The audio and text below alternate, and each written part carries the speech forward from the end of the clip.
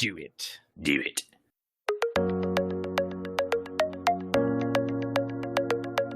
Welcome to the Austin Otaku Podcast, hosted by Jesse McDonald and Keith Good.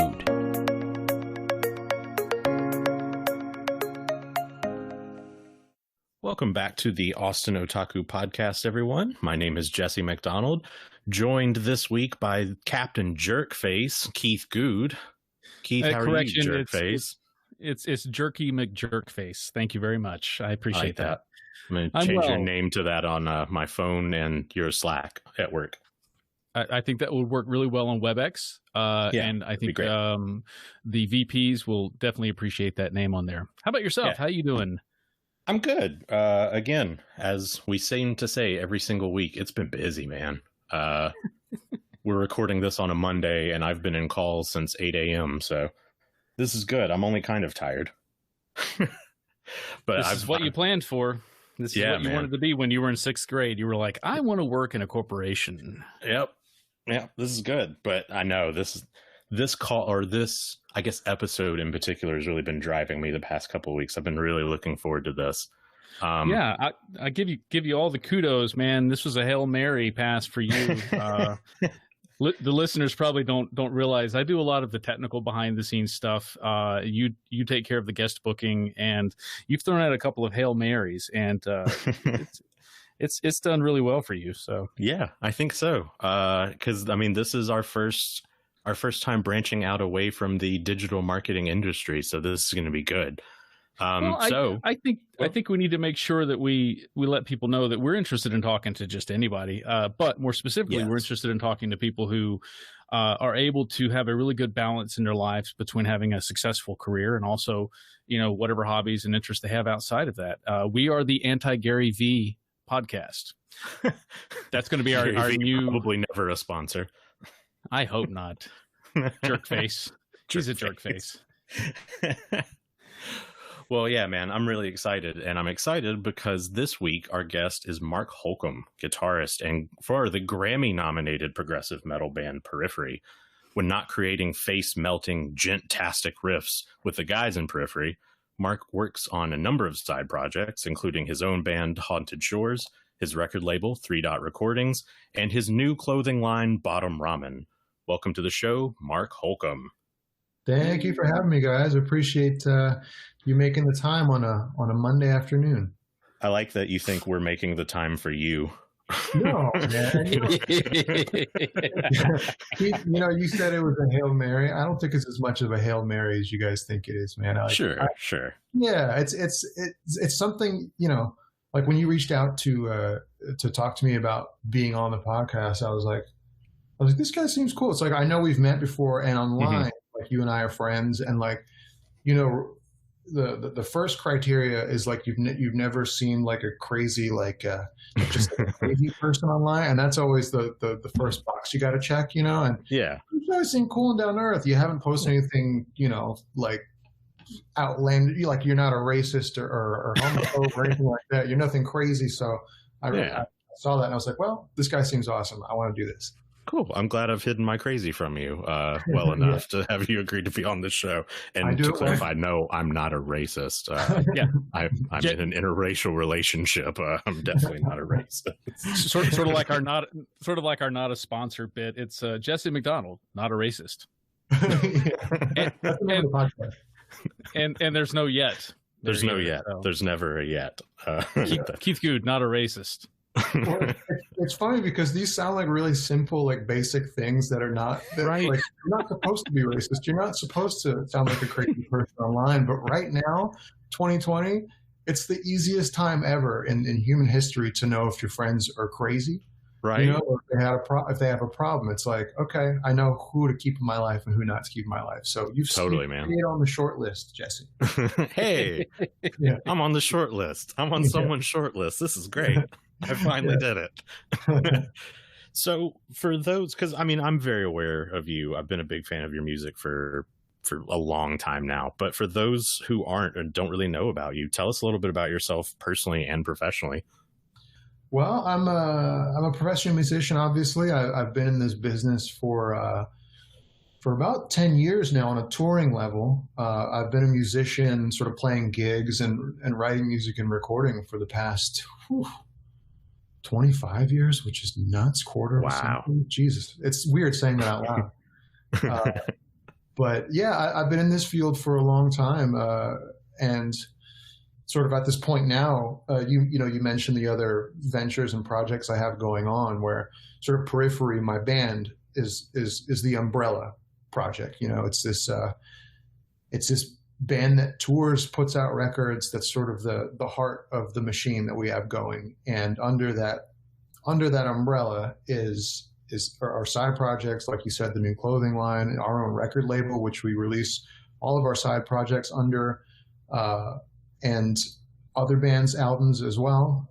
And I like to call it a big old passion project, because we don't want to look at Periphery as work. We look at the other sort of side ventures as the work, with Periphery being the thing that we put fun and energy into. So yeah, it's a fun time to be a member of Periphery right now with all the stuff that we have going on.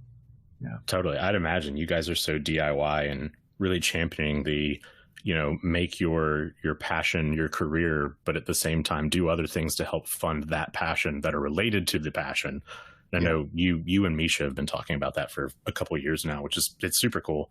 It's always really inspiring, because I mean, me and Keith, we didn't go to school to be, SEOs. We went to school for other things and found SEO. So we can't really say necessarily that our work is our passion, but our work is our passion, but it's not a hobby that became work. It's kind of a subset. So that's right. It's interesting that we kind of live in a similar world in that regard. Yeah. Well, speak for yourself. I mean, I was building websites as a hobby in the 90s, like in 1996, 97. And I think I was working as a writer at one point, and I wanted to change careers. And someone says, you should be an SEO. And I so what is SEO? And it wasn't until I looked at a definition of what search engine optimization was that I realized I had been doing it on the side. So in a sense, it was a hobby. It's not something I was passionate about, like, I don't know, guitar playing or whatever. But, I landed in it. Let's just say that. Well, I 100% landed in it. Yeah. Speaking of, work versus passion and all this stuff, like I think a lot of people take a look at what I do in Periphery and what we all do in the band and be like, God, you guys' jobs sound like a vacation. I understand that perspective in the sense that, like, it's pretty hard to relate to, like, the idea of playing guitar for a living, but the playing guitar side is just a small portion. Mm-hmm. And I think the sort of cardinal rule for us is, and at least for me, I think I can speak for the rest of the guys, is you have to be willing to put in the work, a lot of work. Yeah. And that's the one thing that I think all of us in the band have in common. That's what sort of brought us all together, is that we're unafraid to work our asses off for something that we care about, something that, like, in the beginning, we didn't even know that other people would care about, and we didn't care.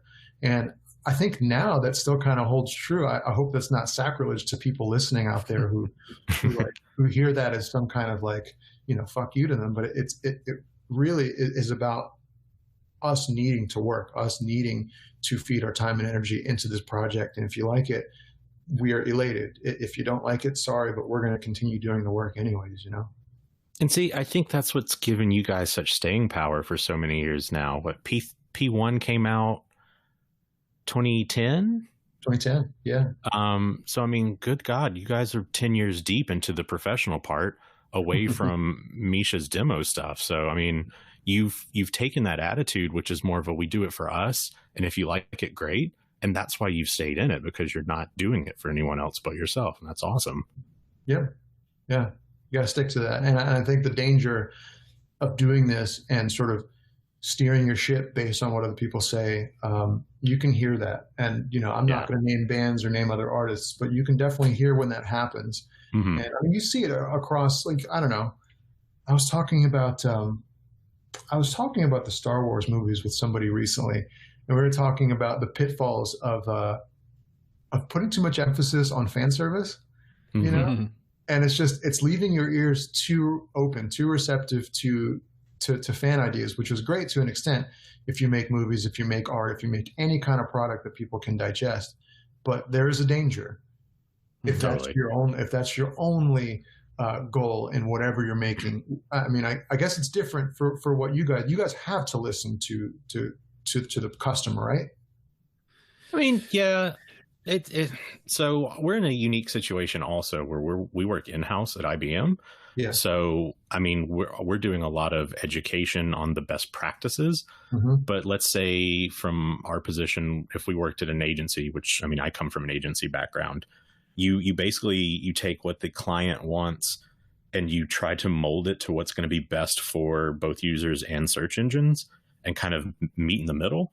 So, I mean, it realistically, if you do it well, you can kind of have the same mentality of, yeah, I'll take your input, but that's not what's going to work for me and what I'm trying to achieve. Right. And if you're the type of SEO that is only looking for what everyone is searching for, if you're only trying to build something that everyone is searching for, you're gonna miss the mark in so many instances, because there's a nice Venn diagram of relevance to content that has to happen in order for it to make any sense for someone. You can aim for a keyword with 94,000 searches per month, but if it's not relevant to what you offer, you're just going to piss a bunch of people off if they get your website instead of something that's more relevant. So yeah, and I get what you're saying about fandom. We just had this conversation a few days ago with someone, and we were basically lamenting the fact that fandom is great because it makes you feel a part of something. It feels like you found your niche.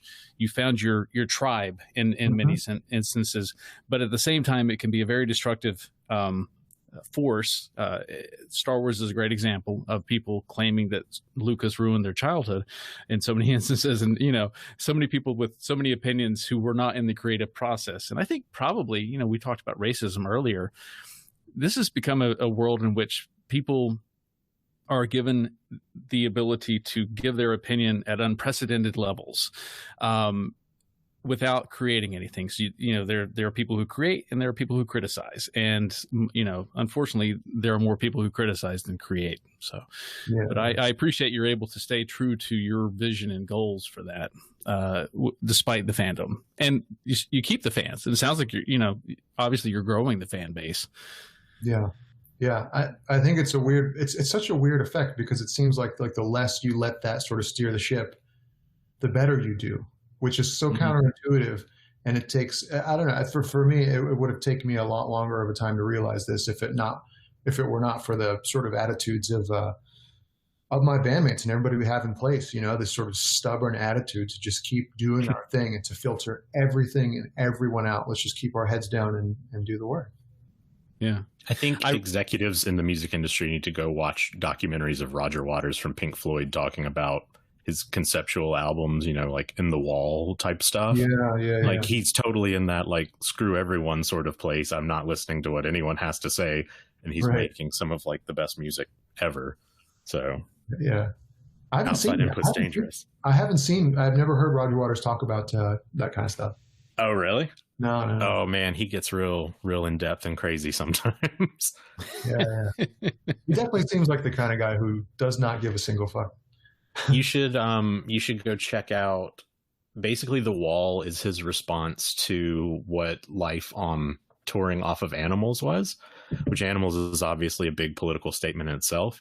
But he noticed that he became real cynical and started building a wall up between himself and the audience, because he started spitting on the audience and shit. So the wall is supposed to be a physical representation of his life and building a wall up between himself and other people. I had no idea. I might have liked Pink Floyd a lot in high school. That's cool. I'm glad to revisit that with that in mind. I really had no idea. Yeah, man, go listen to The Wall again, understanding that that's what he's trying to do. So the story of Pink is the story of all the bad stuff that happened in Roger's life and how he built up a mental wall. And then eventually that wall comes crashing down at the end. And I have to imagine that the size of his band and the size of his profile as an artist, that kind of makes your relationship with the general public super weird. I can't even imagine that. I mean, just personally speaking from Periphery standpoint, it's we're not near that big, that kind of band to where we have to put up this huge wall in front of us and between us and our fans. Like, we're very accessible, as you know. Yeah. Like, you can write us a message and we'll probably write you back. We're super accessible to people who like our music, which I think is part of our allure. That's part of why people like us, is that we're relatable and they can get a hold of us. And they can ask us things and we can answer. But I mean, you know, take one of these artists who's so famous, who's so big, who has, you know, someone who hasn't bought their groceries in like 20 years or something like that. And I can't even imagine like the weird kind of gray area, not resentment, but just like, then think about it. It kind of comes back around, and you'll get this as someone who lives in Austin as well. I think before I moved here, I've lived here 7 years, almost 8 years. Right before I moved here, Robert Plant lived here. And like, not in a Robert Plant has this big mansion out in Westlake. You never see him. Like, he would go to Waterloo Records and pick up his shit every month. And he would go to the Continental Club and go see stuff. And my buddy ran into him at the grocery store one time. Like, and arguably you could say that Robert Plant's probably a little bit bigger than Roger Waters on the scale of influential fame. Like, but at some point he brought it right back around, and he's just the common folk again, but it's still Robert Plant. That is the nature of Austin, though. The nature of Austin is that you can have someone who's quite famous and they can go to a cafe and be just fine. Most people will leave you alone here. I know Elijah Wood, you know, he's a big fan of like Bolden Creek Cafe, for example. So I know he goes there quite a bit, and, you know, people leave him alone. It's why I always hate when these magazines, like one of the Austin magazines that publishes a lot of entertainment material, was like, they gave the addresses out of all of the famous people that lived in Austin. I thought, you're ruining it for these people. These people came here to not be bothered, and just be sort of casual and be among the people. So you came here. Oh, sorry. Came here in what? No worries. You came here in 2015, right? So what are your thoughts on Austin so far?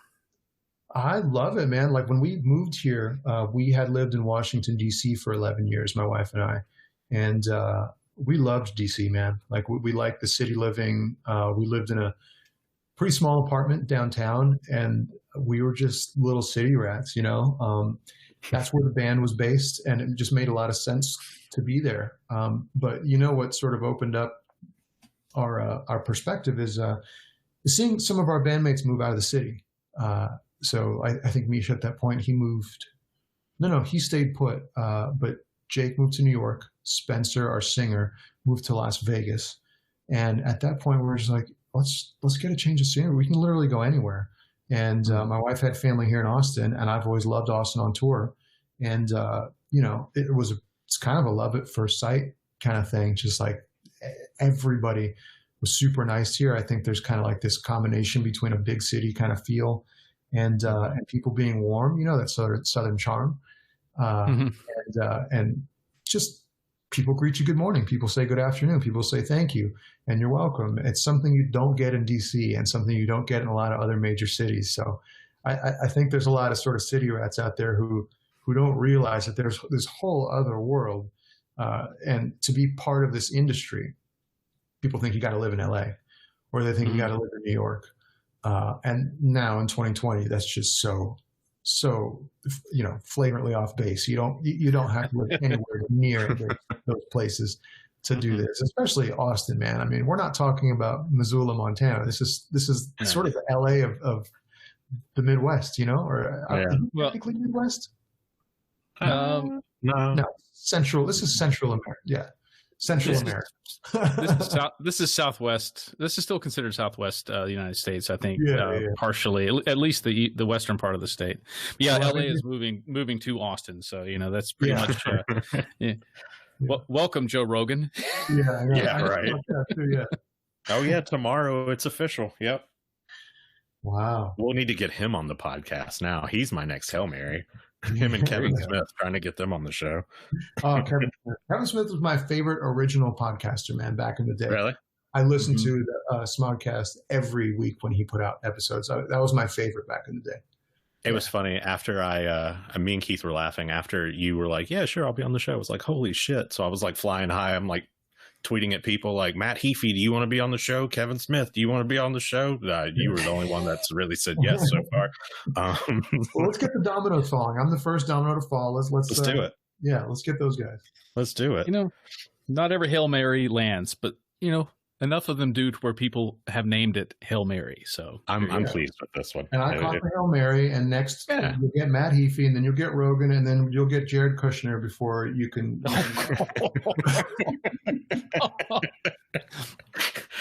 Not a sponsor. Not a sponsor. Well, looking at my watch, I think we're at Keith's favorite time of the show, the now infamous "Tell Me Something Good" segment. Tell me something good. So, Mark, you want to kick us off? What's your recommendation for everyone this week? I'm so excited to hear this. This is tough because I was waffling a little bit because I recently, I know I'm late to playing The Last of Us 2 on PlayStation 4. I've been obsessed with that lately. My wife and I have been playing Animal Crossing for Nintendo Switch. Yeah. And we are in love with that game lately. But I have to say the one single sort of piece of media that I've been most hooked on this year is I'm not sure if have you guys seen this HBO series called The Outsider? No, not yet. King one? Yeah. Haven't watched it, but I heard it was pretty good. It is awesome. And I know some people out there who are like, yeah, it's not what I thought it was. I was really disappointed.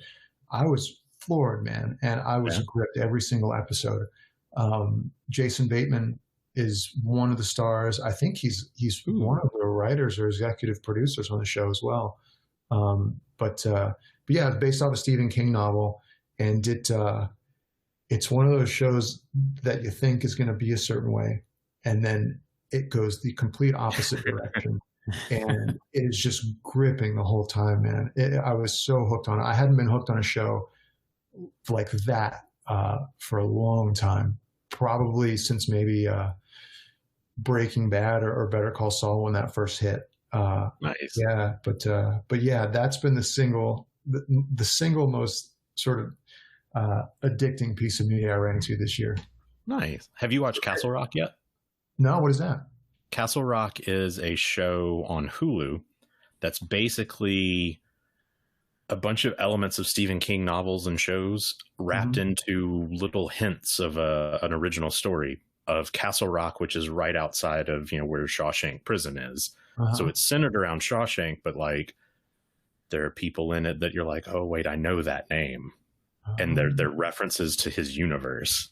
It's really cool. The first season's super cool. The second one, I'm halfway through it. It's a little less cool, but still pretty cool.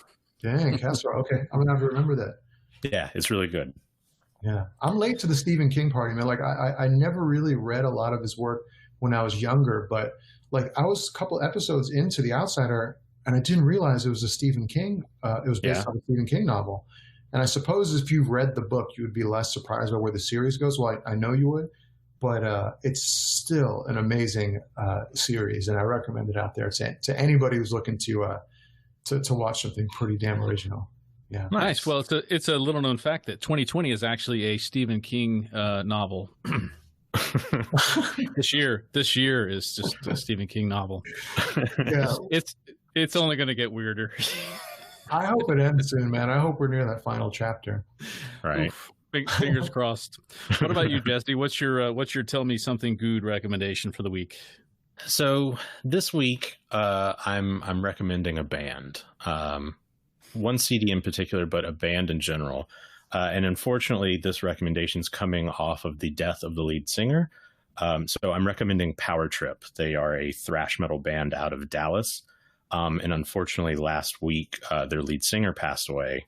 Not really sure why or what happened, but they're an amazing band. Absolutely kind of a melding pot of all the sweet 80s thrash metal. You've got some Testament in there, some Slayer in there, some Metallica, some Overkill, little hints of Pantera and stuff. So awesome band. It's a shame that Riley passed. But it's been really kind of interesting in the last week because their album is #1 on, I believe, Spotify and Apple Music right now. on at least the rock charts. And it's a shame that it took that for more people to get into this band. But at the same time, at least his legacy's living on in a super cool way. So not to be a dark, gloomy sort of recommendation, but I think I would be remiss if I didn't recommend it at some point. So that one's mine. What about you, Keith? Well, I originally was going to recommend a great book because Mark had written in his forum that he was a big advocate for mental health advocacy and working through that. So I was going to recommend a book called Emotional First Aid by a guy named Guy Winch, Dr. Guy Winch. It's a great book on basically learning how to identify those really terrible thoughts that you have when you ruminate and when you think about things too much and you drive yourself insane. That won't be my recommendation this week, or it'll be half of a recommendation. I will say that I will follow your morbid recommendation and recommend everybody go out and watch Black Panther, just to sort of honor the memory of Chadwick Boseman, who passed this weekend of cancer. And in fact, he died on the birthday of one of the co-creators of the Black Panther, Jack Kirby. So that he died on Jack Kirby's birthday. So definitely recommend you go out and watch the Black Panther. But if you are feeling particularly sad and you're ruminating too much, I definitely recommend Emotional First Aid by Guy Winch. And it's G-U-Y. So it should be Guy, but I think he's French, and I think they say Guy if they're French. So that's my Tell Me Something Good recommendation. And I think that's it for the good recommendations. Tell me something good. Yeah, I don't remember that book. I've never heard of that book before. I'll make a note. Yeah, okay. Emotional First Aid. Cool. Yeah. Dig it. If you're a fan of cognitive behavioral therapy, which is sort of the DIY of psychology, where you're basically identifying what is the true thought and what is the observer brain that's making ridiculous statements about what's happening, and then what is the observer brain that's observing the observer brain. That sort of further deepness and identifying those crazy thoughts that you might be having. And I say crazy tongue in cheek because I don't think crazy is the right word, but thoughts that don't align with reality, and being able to sort of identify, okay, well that's not right. If you're saying I'm a bad person, and then if you really think about it, you're like, well, I'm not a bad person. I did all these great things. Anyway, we're getting deep down the rabbit hole here. Maybe we transition off of Tell Me Something Good and we get into that with you, Mark. I mean, you put this down as something, and mental health advocacy is something that you're passionate about. Tell us a little bit about that. Well, yeah, I mean, this has been something that is it's been pretty important to me. Kind of, it almost lined up serendipitously with coronavirus and with all of this, all this mayhem around the stoppage of work for musicians. So I decided to try going to therapy late last year, and it's something that I felt like I needed a change. I needed some kind of a different voice in my life. And I was raised sort of with this kind of latent notion that therapy was only for people who have some like crazy debilitating madness, or they are really fucking up in life or something like that. And no one ever sat me down and told me that. Like my father never sat me down and said, hey, you only need therapy if you're fucked up. But I just always had this sort of stigma towards it, right? That I never really realized. And I decided to give it a shot last year, and it's been a complete life changer for me. Being able to sit down and talk to someone completely unbiased, someone with no vested interest in my life, someone who doesn't know what I am, care who I am, care about what I do, and who can sit there and one, listen, and two, sort of find out more about me, and find out how certain things that happened earlier in my life affect who I am now, which is a concept that I had never, ever thought about before. I'm talking about things that may have happened, like, I don't know what your guys' childhood backgrounds are like, but, mine is, I have a pretty complex upbringing. I was raised in the Philippines. And I lived there for 11 years. My parents divorced. My mom got remarried. And I moved around like once a year, and not moving like towns, but moving countries. So I'd be in a different country every year. And what that did to my social life as a kid was just crushing, you know? And in retrospect, like I look at what I do now, and I'm like, oh God, I'm thankful I had such a sort of worldly upbringing, you know? Otherwise, the travel I think would be a lot more jarring in Periphery. But there are all these things that I never took a good, honest look at about my life, my upbringing, and say, well, how does that affect me now? How does that affect this characteristic, this personality trait?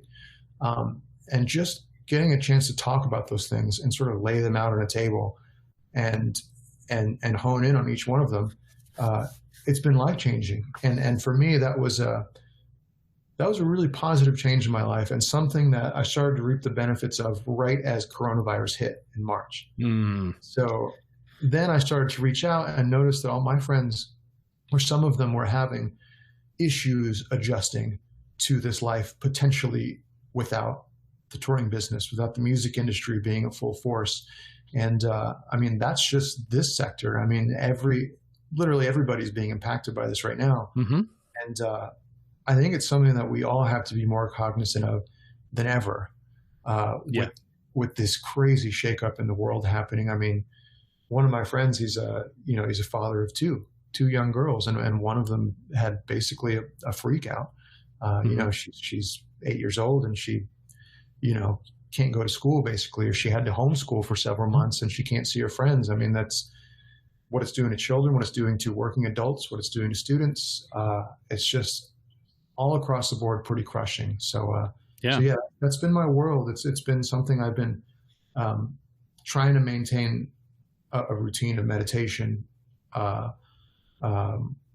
laundry list of other things I've been working on to sort of stay sharp, stay positive, stay focused on things I can control, and stop worrying about, you know, how long this may last, what this could do to the industry. And it's sort of a masterclass for myself in worrying only about the small number of things I can't control in life. And once I realized that that's pretty small, like I can only control a really small amount of things in life, it's sort of this relaxed kind of, okay, cool, I don't need to worry so much, you know. It's work pounding that in there. Yeah. That's very self-aware of you. That's really awesome that you're doing that. I know that Jesse and I often joke that we're both curmudgeons and we're both misanthropes, and I'm probably more of a misanthrope than Jesse is in many cases. But even I have experienced this sort of malaise that has sort of fallen over and created somewhat of a brain fog during this entire sort of lockdown, because we're 100% work from home until maybe sometime next year, and so it does have an incredible effect. I've heard stats on increases in child suicide of all things. I mean, this is really not a great time, and I can see why there is so much incredible tension in the streets and on social media as people talk to each other, because we're all under a tremendous amount of stress right now. And I think if everyone was as self-aware as you, and had taken the time to sort of look inward and have someone help look inward, that would have really been a big help. But obviously we know the mental health accessibility in this country is not the best. It's really not. And I personally have seen therapists in the past, and I know that I had to schedule an appointment 4 to 5 months out in order to be able to see them, just because the availability wasn't there. So it's something to be fixed, I think, as a country. But I'm really glad you're looking inward and doing that sort of therapeutic meditation and seeking out help. Yeah.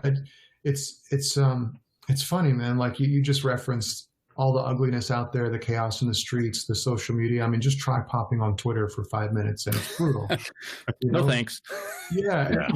And, you know, obviously there's riots happening in this country for very real, serious reasons. You know, there's real systemic things that need to be addressed in our country. But I feel like these things are all related. I feel like everything, the systemic outrage, like you said, the malaise, there's just this there's this, it's almost this tangible kind of discomfort across our entire world, not just the States, but like everybody's experiencing it. And I think now is a perfect time to have that conversation. I'm not saying everybody needs to go out there and see a psychiatrist, but I'm saying start to be more aware of, and not to be too soapboxy right now, but be aware of one's own mental health. Just be aware of it. You know, like instead of sitting up at night and scrolling Facebook till 2 a.m, maybe realize that you should have a cutoff time. Maybe realize that that doing nothing but reading the opinions of people on Facebook or Twitter is not the most healthy thing you can be doing with your time.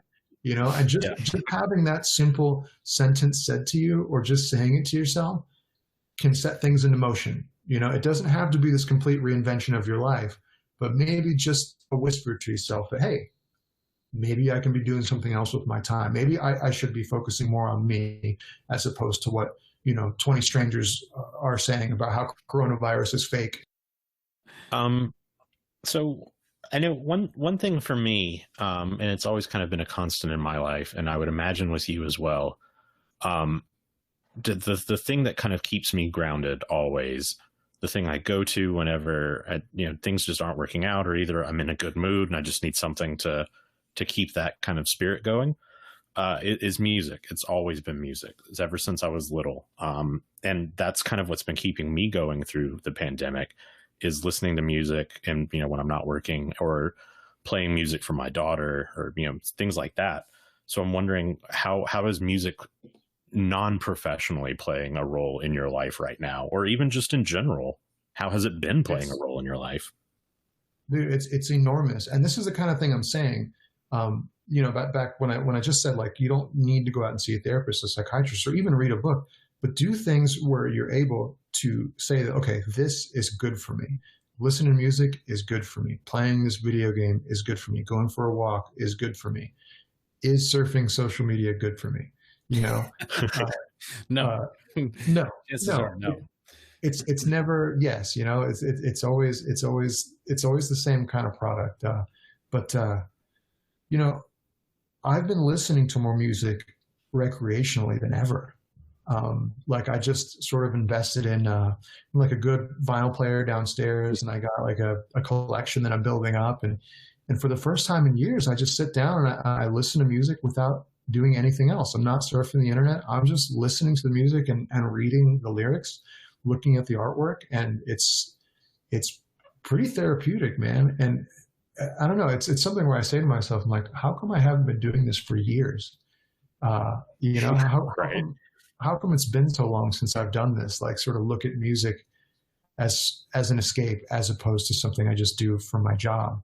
And I've been writing a lot of music here too. Obviously, like, I've been working on my home studio, and this is actually the room that you guys are talking to me in is my studio. And yeah, I've been really productive on that front. But more than ever, I'm trying to look at it as a way to just be me, clutch onto my identity without getting lost in this negativity that's very easy to get sucked into with everything happening. So yeah, I think that stuff is super important, man. And even if you're not a musician, even if you're listening to this and you're not a musician, or you're not a big music buff, surely there are things that you love doing. Surely you have passions and interests and things that you can sink your energy to, and that unequivocally are good for you, So yeah, thank God for music, man. I don't know where I would be without just listening to it, much less playing it, but just listening to it. What are you listening to the most right now? All right, well, I'm listening to, so there's this Icelandic composer named Olafur Arnalds. Have you heard of him? The name sounds familiar. Okay, I'll send you guys a link. But his name is Olafur Arnalds. He's like an Icelandic piano player / composer. But I listen to a lot of that kind of music in my house. It's like really chill, peaceful music. There's another band called Hammock. Have you heard of Hammock? Mm-mm. Okay. Like hammock, like the thing you put in your backyard. Yeah. But I love it's, again, it's super peaceful, sort of melancholy, just beautiful music. Yeah, that's another one I recommend. How about you? Nice. So I'm kind of all over the place. I've been listening to a lot of weird stuff lately, but like I go with the seasons. It's strange. My music really like impacts my mood. So me and my wife joke that as soon as Austin gets cold, one of us will have the when it's cold moment, and then Mayhem comes on, and then it's like black metal for 3 months. Yeah. So I was listening to Mjörker a lot last year, and then when she dropped her new album, that's so just Icelandic folk, I was like, I don't know if I'm going to dig this. Like, it's not that she went a different direction, I wouldn't dig it, but I was like, I don't know. And then I listened to it and it's like, holy shit, this is really cool. So I jammed that a bunch. Oh, that's awesome. That's awesome. I've been listening to, do you know Isan? Yeah. I've listened to a bunch of his solo records. I just got a vinyl for In the Night Side Eclipse, Emperor's first record. Did you? Yeah. So just the black metal is fun too, because I'm working on new Haunted Shores, so I need new inspiration. So yeah, a lot of. I was going to ask you that because I know you're a big Emperor fan. Yeah. And Periphery is about as far from that sort of stuff as you can get. How do you find that being into, this more classical type music and then, on the other extreme black metal, how does that impact your writing? It's all an escape. It's like, it's one thing to escape the other, Periphery is like this, sort of perfectionist democracy of a band, it's highly produced and there's a lot of moving parts involved. And that's what makes it good. That's what makes it work on so many levels, is all the checks and balances in place and all the sort of opinions and cooks in the kitchen. The beauty of Haunted Shores is that it's just two people, it's Misha and I, and it's a free for all. And the reason I love that style of music is because it's a reaction to all the perfection, black metal. Yeah. It's very anti-perfection and anti-aesthetic and anti-polish, really. It's about attitude and the energy, and that's really it. It's almost like the metal version of punk rock, if you think about it. It really is. Yeah. Listening to you talk about your composer who you're listening to, and my thought immediately went to Reptile, because it's very much an opus. I mean, is that a 16-minute song? Yeah. I believe. Yeah. And it's not 16 minutes of the same riff. It's not 16 minutes of the same, even feeling in many cases. It's almost like it takes this great grand, journey through a variety of emotions. And I thought, how often do the composers like that affect what you put together in your music? Oh, it's so important. I mean, it's the reason we end up going on these sort of,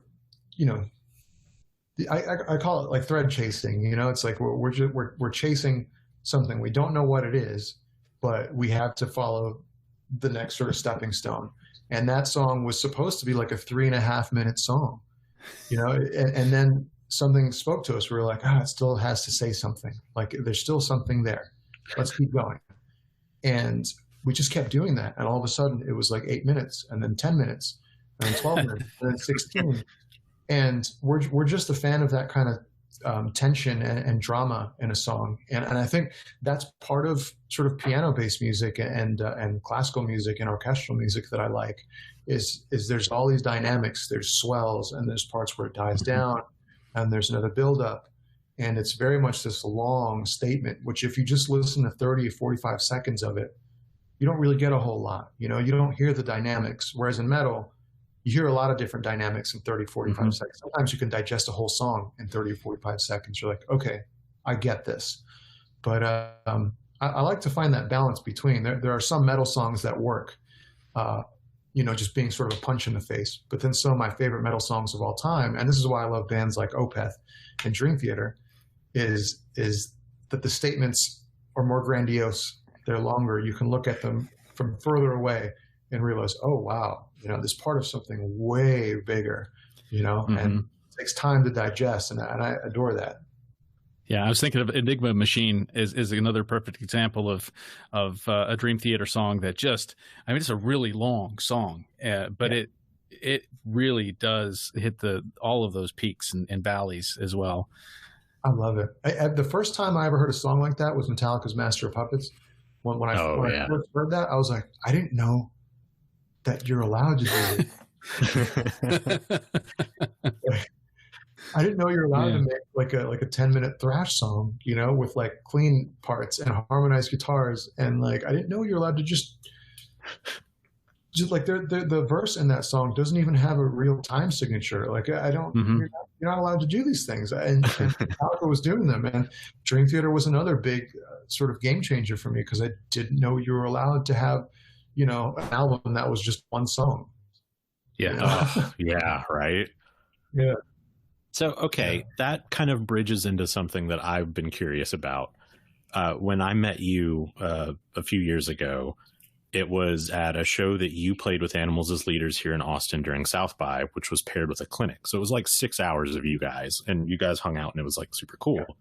But I asked Tosin, what was it like when all of a sudden people like Steve Vai started coming out saying, you know, like, oh, you're such an amazing artist. Like that has to get to your head at some point.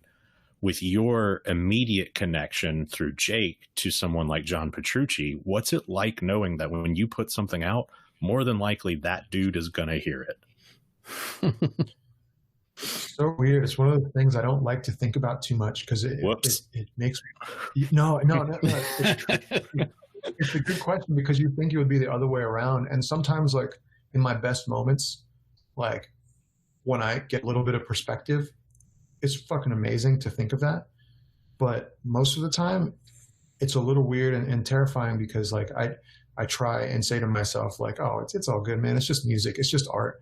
But there's a certain level of, like I wouldn't be doing this if it weren't for you kind of thing, you know? Mm-hmm. Yeah. Like, okay. This is a story that I hate thinking about, but I'm going to say it. It's kind of illustrative of the kind of effect that you're talking about. Mm-hmm. But yeah, I remember this was like 2013 or something like that. We played a show in LA, and I knew that night that there were a ton of industry people there, and a lot of guitar players that I looked up to were in the audience. Like I knew the Animals as Leaders guys were there. I knew Tosin was there.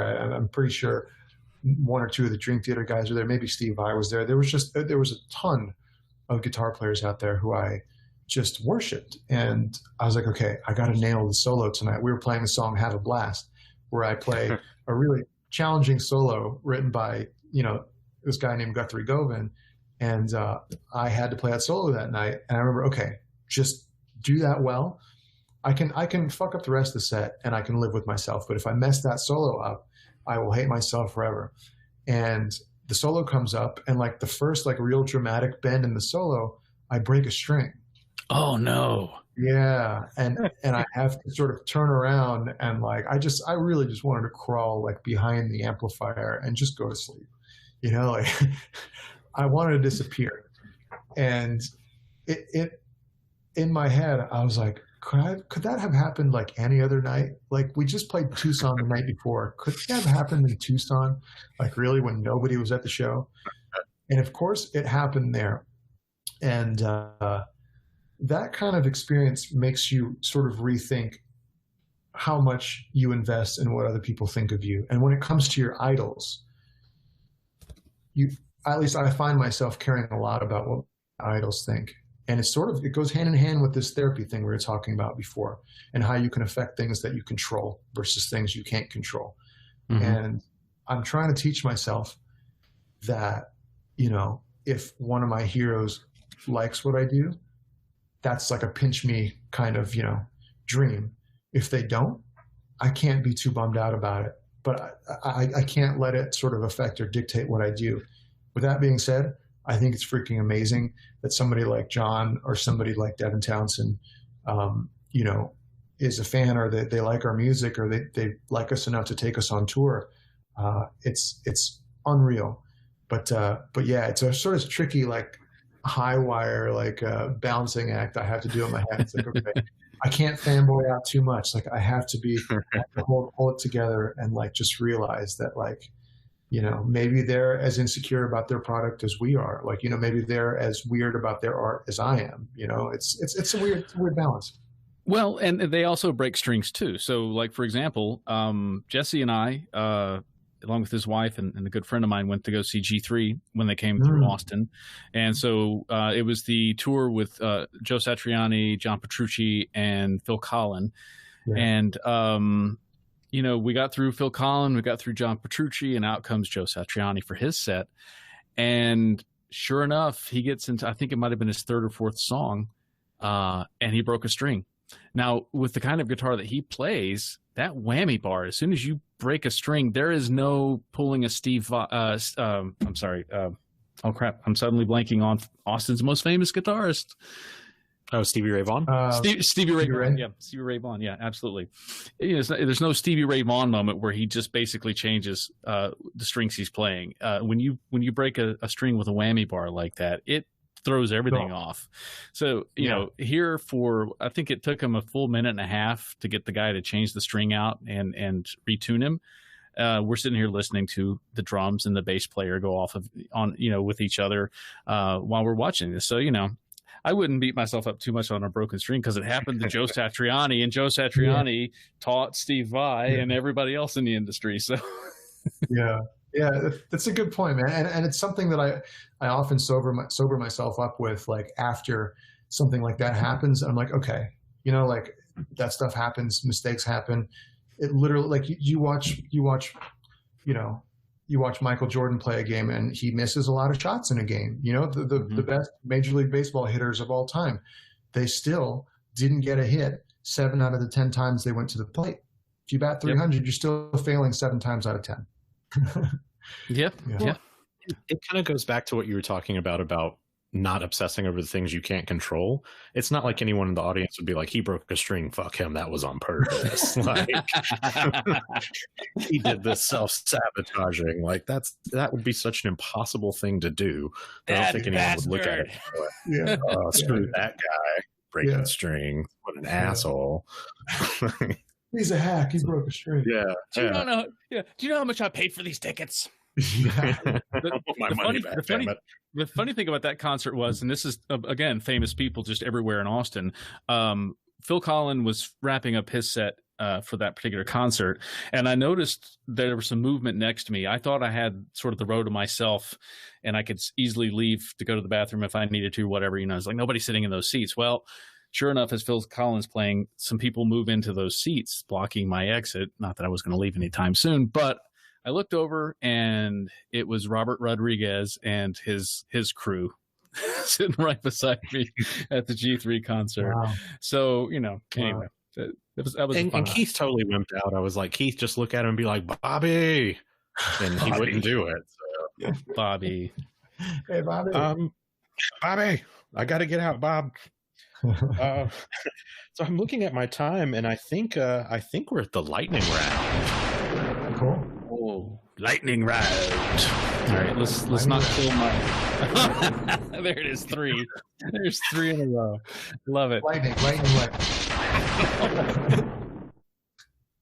Just don't sing the Grease song.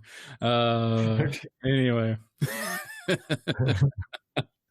So this is our round in which we basically ask every guest the same questions, and we get an idea of how everyone would answer these questions individually, and give us some consistency across the episodes. So if you're ready to go, we can start the lightning round. Let's do it. Let's do it. All right, here we go. How do you think your hobbies have contributed to your success in your full-time work? Without my hobbies, I wouldn't have my full-time work. It's the same thing. It's the same thing, really. And if you're not talking about music, then you're talking about video games and reading and things like that. And that makes me want to come back to music. It's all this cyclical design meant to inspire. Yeah. That's awesome. If you could be one fictional character, who would it be?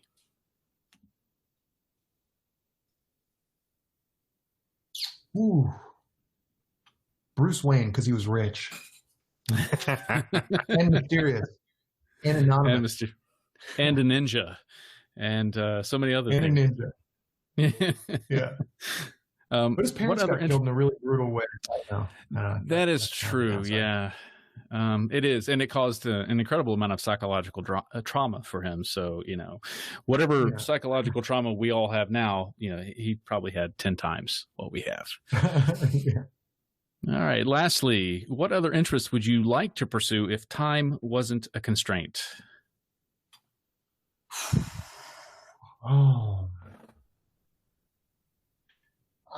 There's no way I would ever get into it because I'm just too old at this point, and I don't have the body for it. But I always dreamed of being a professional athlete when I was younger. That's all that I wanted to do when I was a kid. I used to only want to play basketball, play professional basketball. That was my dream when I was a kid. But now, it would probably be doing something in the music industry, man. Maybe a journalist, maybe work somewhere at a guitar company. Somewhere, I know this is like the most unimaginative answer ever, but something still affiliated with this business because I love it. I live it and I breathe it. So it would be definitely something in this realm. I would like to be maybe a critic because that could mean I just talk shit at people all day. I think I could get on stage and break strings. Fuck him. Worst band ever. Yeah. Let's cancel and break a string. Yeah. Well, as in terms of athletes, I mean, you're still young enough to where you could go into golf. There you go. That's there's an idea for you. I guess if you think about it, I'm maybe too young to go into golf because don't you have to be like a 60-something? That's funny. I got into golf last year. Oh, really? Yeah. And there's a course right around my house that I go to every now and then until COVID hit. And I started watching the Golf Channel pretty frequently, and I heard them talking about like, yeah, this guy's 45. He's in his prime of golf. Like, what the prime right now? Like, he's a young man in the golf game. Like, wow, awesome. That's crazy. 32 next week. Let's do this. I've got several years left in me. That's so wild how your prime ages differ across these different kinds of sports. Right. Oh, hey, wow. listen, if you get into bocce ball now, you are set for life. I won't hit my prime in bocce ball for another 25 years. Totally. Well, that is the end of the lightning round, and thank you so much for participating in that. Did I do that right? Was that a good lightning round? Yeah, that was great. That was a great lightning round. Let's just say it again while we're at it. I was really hoping that you would pull out like all the stops and be like, I want to be Thor. Like if I could be one fictional character, it would be Thor because I like lightning. What's your favorite Metallica album? Is it Master of Puppets or Ride the Lightning? Load, reload. I don't know. I'm joking. See, okay. We're going to get into that. I live in the world of, I grew up on Load and Reload. I'm okay with those two albums. Yeah, I'm okay with them too. I'm like, especially if you if you consider the worst Metallica to be like Saint Anger and Lulu and stuff like that, Load and Reload is a masterpiece. Yeah. To that. They're great. I pretty much, the only things I don't like by them realistically are Stanger and I'm calling it Stanger and I'm just over the Black Album. It's a good album, but I'm tired of it because that was the only album of them I was able to listen to because it wasn't remotely explicit when I was younger. So I just blared that shit all the time. Yeah. Well, I think we are at time. So just wanted to, again say thank you again for being on this, man. This was a lot of fun. It was great chatting with you. So we really appreciate you coming on. Well, absolutely. Thank you guys for having me. It was a pleasure to hang out with you guys for a little bit, and don't be a stranger. I mean, we all don't live that far from each other. Yeah, we'll have to meet up once this is done, or we can maybe do a social distancing bocce ball game in my front yard, something like that. I'm down. Yeah, we'll stay 10 to 16 feet away from whatever the CDC recommends. Yeah, totally. It'll be great. And hey, maybe we can do a full band show if you can get the rest of the guys interested. Yeah, one of these days, man. I mean, who knows when we'll be able to tour again? But there's no telling how long we could sit out touring for. But I think Periphery have always been in the boat of let's not tour unless we need to. We don't like to tour a whole lot. We like to do one time around the U.S. After every record. So who knows? Next time you see us, we may have a new record to support. Yeah, that'd be awesome. Ooh, you definitely have a satanic ramen themed clothing line, which I fully support. So yeah, we'll be supporting that. Yeah. Man, we got so much backlash because of that. Really? Oh man, we put out one goat head with a joke upside down cross on it, and people got so bent out of shape. So when you put out that the tweet about it, I was like, oh, this is amazing. I need to get these. These shirts are fantastic. They mix my Ramen Tatsuya shirt with my Black Craft Cult shirts. This is phenomenal. And then I saw a couple of people like, oh my God, Periphery went satanic. And me and my wife were like, the last album was called Hail Stan and literally has a bottomlet on the front. Like, it's hidden, but it's there. Like, and not that you guys are a satanic band. You guys just like taking the piss out of people. So I don't see how that's not evident. Like, I'm not going to tell people if they're slow or anything like that, but like, come on, man. Like, you got to look at the writing on the wall here. It's like in no way, shape, or form are we serious. It makes us laugh. It's ridiculous. Like, you should see some of the stuff that we have in the works for Bottom Ramen. It's just a bunch of really stupid designs with food and satanic imagery. It's all for a laugh. Bottom Ramen, not a sponsor yet. Yeah. That's awesome, man. Well, thanks again. We appreciate it, and we'll chat with you soon. Yeah, thanks, you guys. Have a great rest of your Monday.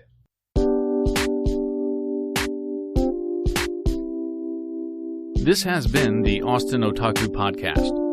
To learn more about us and our show, to be a guest, or to subscribe to our show, go to www.austinotaku.com and follow us on Facebook and Twitter.